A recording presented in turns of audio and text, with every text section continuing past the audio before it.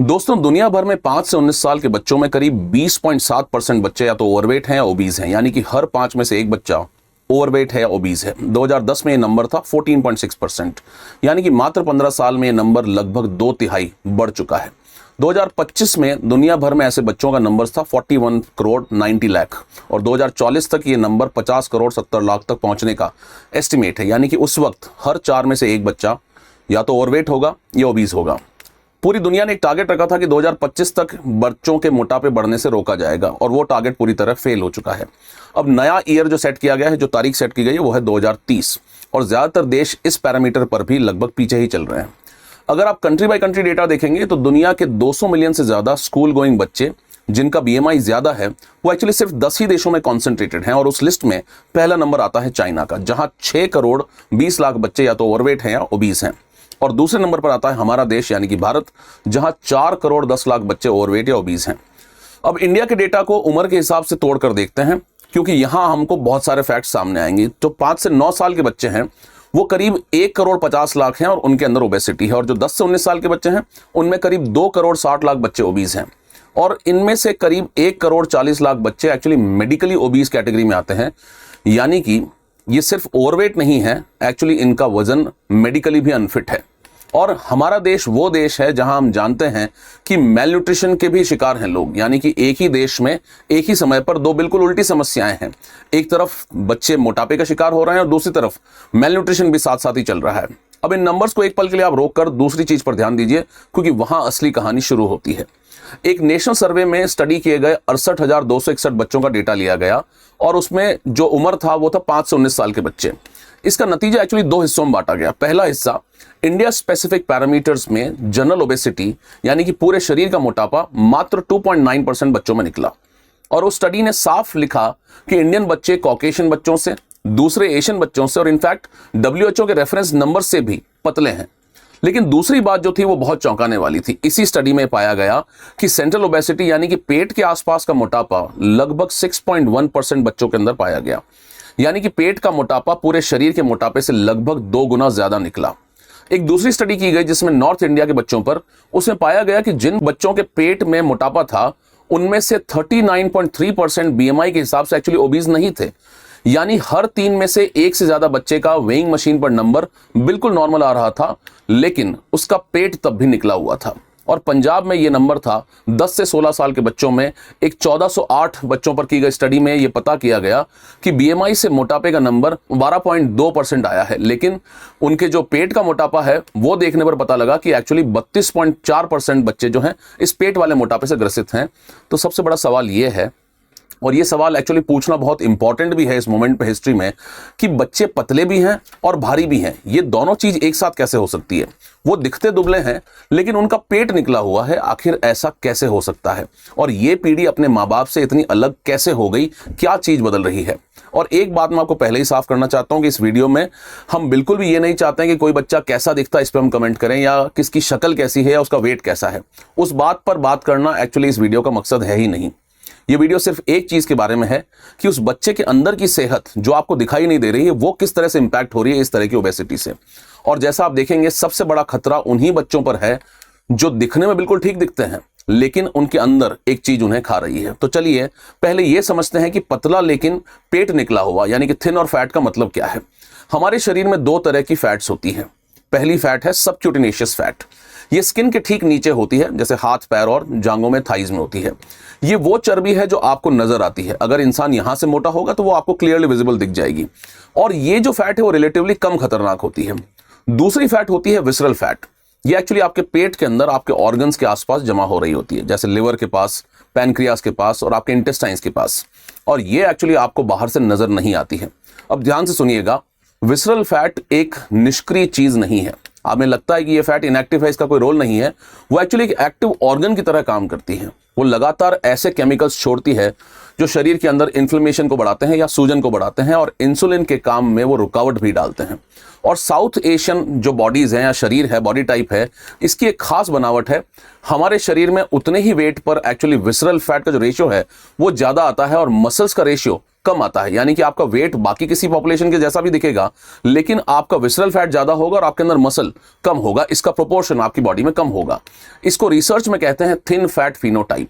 इसलिए एक इंडियन बच्चे का बीएमआई 19 हो सकता है, जो कि बिल्कुल नॉर्मल भी है, और उसी बच्चे के अंदर पेट में खतरनाक विसरल फैट जमा हो रहा होगा, यानी कि बढ़े हुए लिवर एंजाइम्स और जरूरत से कम मसल्स भी उसकी बॉडी के अंदर हो सकती है। यानी कि फैट अंदर ज्यादा है, वो दिख नहीं रहा है, लेकिन बीएमआई में आप उस चीज को देख नहीं पा रहे हैं। अब एक और स्टडी जो शायद इस पूरे वीडियो को सबसे ज्यादा आंकड़ा आपको क्लियर करेगी, हरियाणा के फरीदाबाद में 13 प्राइवेट स्कूल्स के 1961 बच्चों पर एक स्टडी हुई, और उम्र जिस ब्रैकेट के बच्चों को स्टडी किया गया वो थे 5 से 10 साल। उन सब का अल्ट्रासाउंड किया गया और रिजल्ट्स जो आए वो ये थे कि 22.4% बच्चों में फैटी लिवर मिला। और अब उसका ब्रेकडाउन सुनिए। ओवरवेट बच्चों में ये 45.6% था, जो अपने आप में बहुत ज्यादा नंबर है। लेकिन नॉर्मल वेट वाले बच्चों में भी ये 18.9% था, यानी कि 5 में से लगभग एक नॉर्मल दिखने वाले बच्चे का लिवर 10 साल की उम्र से पहले ही फैट जमा शुरू करना चालू कर देता है। और उनके माँ बाप को इसका कोई अंदाजा तक नहीं था, क्योंकि बच्चे का वेट तो देखने में ठीक ठाक दिख रहा था, उसकी रिपोर्ट कभी उन्होंने बनवाई नहीं। और फैटी लिवर जो होता है उसमें शुरुआत में आपको कोई सिम्टम्स भी नजर नहीं आते, आपके पेट में दर्द भी नहीं होता है। तो अब असली सवाल यह है कि आखिर ऐसा क्यों हो रहा है, और ये पीढ़ी पहली ऐसी पीढ़ी क्यों बन गई है जिसके साथ में ये प्रॉब्लम है। और इसके 5 मुख्य कारण हैं जो पिछले 25 से 30 साल में एक साथ चेंज हो रहे हैं। तो आइए एक एक करके इन कारणों को देखते हैं। पहला कारण, हम जो चीज खाते हैं वो एक्चुअली बदल चुकी है। एक वक्त था जब बच्चे का खाना घर में बनता था और स्नैक का मतलब होता था या तो भुने चले खा ले या मौसमी कोई फ्रूट खा ले। आज बच्चे के पास में अल्ट्रा प्रोसेस्ड फूड का एक पूरा बाजार है। चिप्स हैं, बिस्किट्स हैं, पैकेट के नमकीन हैं, इंस्टेंट नूडल्स हैं, और सबसे ज्यादा शुगर वाले एनर्जी ड्रिंक्स जिनको हम कहते हैं सो कॉल्ड। और इन चीजों की 2 खास बातें हैं, इनमें कैलोरी बहुत ज्यादा होती है और न्यूट्रिशन बहुत ही कम। और ये ऐसे बनाई जाती है कि इन्हें खाते रहने का आपका बार बार मन करेगा, पेट भर जाएगा फिर भी आपका हाथ नहीं रुकेगा। दूसरा कारण कि बच्चों ने चलना कम कर दिया है, और यह आंकड़ा सीधा वर्ल्ड ओबेसिटी एटलस से निकला है। इंडिया में 11 से 17 साल के करीब 74% बच्चे WHO की फिजिकल एक्टिविटी की जो रिकमेंडेशंस है उसको मीट नहीं कर पाते हैं। और इसकी वजह समझना बहुत ज्यादा मुश्किल आपके लिए होगा नहीं, क्योंकि आपके जो शहर हैं इनमें खेलने का मैदान जो है वो लगभग खत्म हो चुके हैं। स्कूल के बाद बच्चा ट्यूशन जाता है और खेलने के लिए अब वो बाहर नहीं जाता, वो एक्चुअली खेलता है अपने स्क्रीन के ऊपर, अपने लैपटॉप्स पे, अपने आईपैड्स पे और अपने मोबाइल्स पे।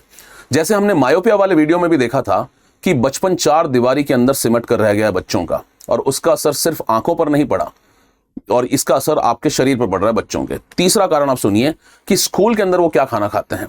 एटलस का आंकड़ा है कि इंडिया में सिर्फ 35.5% स्कूल गोइंग बच्चों को रेगुलेटेड स्कूल मील मिलता है।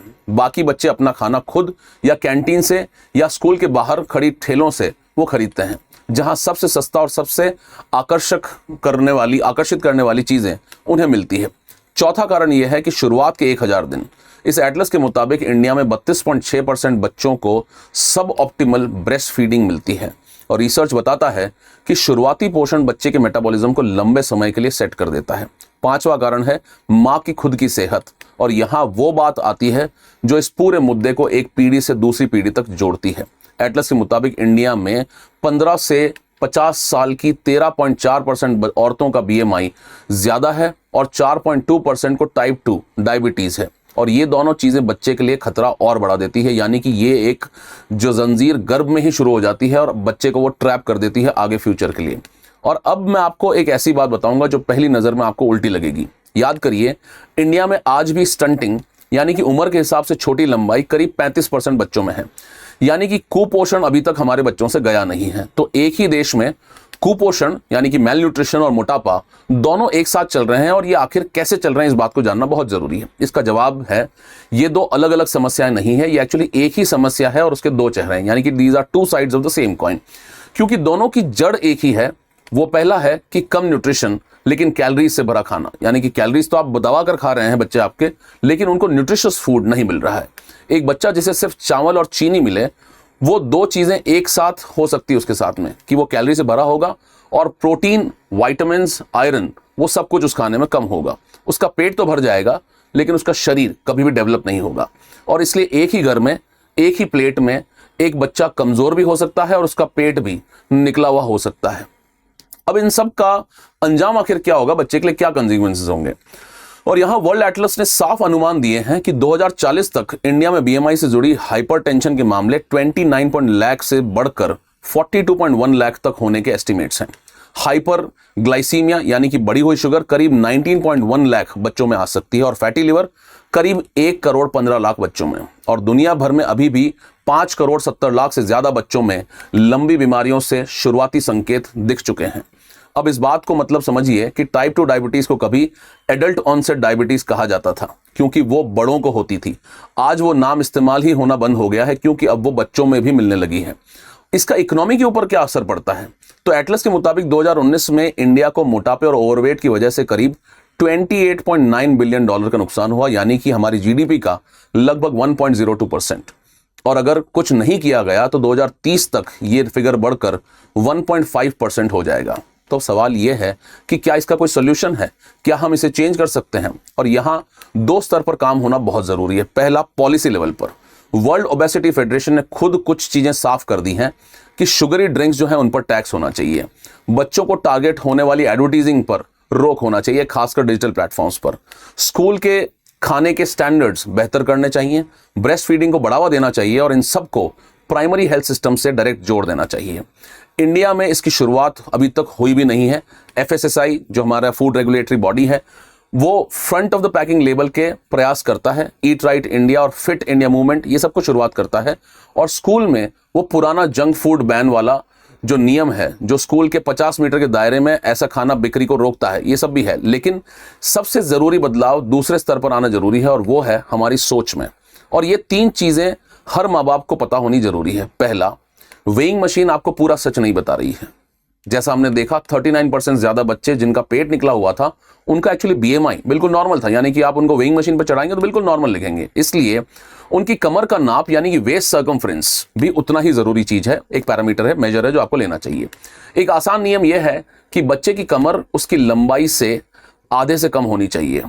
दूसरी बात समझिए कि गोल मटोल बच्चा, सेहतमंद बच्चा वाली सोच आपको छोड़नी होगी कि हमारे घरों में आज भी एक भरे हुए बच्चे को एक्चुअली खाते पीते घर का बच्चा कहा जाता है। ये एक्चुअली एक पुरानी सोच है जो उस दौर की है जब असली खतरा भूख था। तीसरी बात समझिए, असली टारगेट वेट नहीं है, असली टारगेट मूवमेंट है। रोजाना 1 घंटा बाहर खेलना, और वो भी वही चीज ठीक करता है, यानी कि वो मसल्स बनाता है, इंसुलिन को बेटर करता है और विसरल फैट को कम करता है जो आपको नजर नहीं आ रही है। और ये बात खासकर इसलिए जरूरी है क्योंकि किसी बच्चे का वेट उसके सामने चर्चा का विषय बनाना और शर्मिंदा करना या उसे डाइट पर डांट देना नुकसान पहुंचाता है, वो फायदा नहीं पहुंचाता है। बच्चों के साथ ये बात सेहत की भाषा में होनी चाहिए, शक्ल की भाषा में नहीं होनी चाहिए। आप उनका स्टीरियोटाइप ना बनाएं, आप उनकी बेइज्जती ना करें, और कोई भी कदम बच्चों को डॉक्टर की सलाह के साथ ही लेना चाहिए। तो चलिए पूरी बात को एक जगह समेट कर रखते हैं कि एक पीढ़ी जो ये कहकर बड़ी हुई कि हमारे जमाने में तो रोटी सब्जी ही मिलती थी, और वो सच भी था उस टाइम का, उसके पास काम था और चलना ज्यादा पड़ता था, और उसी पीढ़ी के बच्चे आज इंडिया के इतिहास की पहली ऐसी पीढ़ी है जिनके शरीर में मोटापे से जुड़ी बीमारियां उनके माँ बाप से कम उम्र में ऑनसेट हो जा रहा है इन बीमारियों का। और इसमें उन बच्चों की कोई गलती भी नहीं है, उन्होंने अपना खाना नहीं चुना है, उन्होंने अपना शरीर नहीं बनाया है, उन्होंने अपना मैदान नहीं बेचा है। वो बस उस दुनिया में बड़े हो रहे हैं जो हमने उनके लिए बनाई है, जहां खाना सबसे सस्ता और सबसे पास है और खेलना सबसे महंगा और दूर है। और इसीलिए इस वीडियो का असली संदेश ये नहीं है कि अपने बच्चों को तोलना शुरू कर दीजिए। असली संदेश ये है कि अपने बच्चों को सिर्फ देखकर ये मत मान लीजिए कि वो ठीक हैं, क्योंकि जो सबसे बड़ा खतरा है वो आईने में आपको नजर नहीं आ रहा है, वो उस बच्चे के लिवर में, उसके पैनक्रियाज में और उसके खून में चुपचाप डेवलप हो रहा है, और वो आज से 20 साल बाद उसको दिखना नजर आएगा। और उस वक्त तक वो बच्चा खुद एक माँ बाप बन चुका होगा। एक बात आप समझ लीजिए कि ये वीडियो सिर्फ जानकारी के लिए है। बच्चों के खाने, वेट्स या सेहत से जुड़ी किसी भी बात पर अपने बच्चों की सलाह जो है आप डॉक्टर से लीजिए। My name is Mangal Singh, I teach anthropology at study IQ। और अगर आप मुझसे जुड़ना चाहते हैं, आप मेरा कोर्स ज्वाइन कीजिए एंथ्रोपोलॉजी का, ऑप्शनल, अगर आप यूपीएससी की प्रिपरेशन कर रहे हैं। और आप मुझसे जुड़ सकते हैं इन QR कोड्स को स्कैन कर टेलीग्राम चैनल पर मेरे एंथ्रोलॉजिकल, और मेरे इंस्टाग्राम हैंडल पे जो भी है एंथ्रोलॉजिकल, इस QR कोड को स्कैन करके। Thank you so much. ये वीडियो आपको कैसा लगा प्लीज कमेंट करके बताएं, और आप किन मुद्दों पर वीडियोस चाहते हैं प्लीज वो भी हमें कमेंट करके बताएं। Thank you so much. Study IQ IAS, आपका सिलेक्शन हमारा मिशन।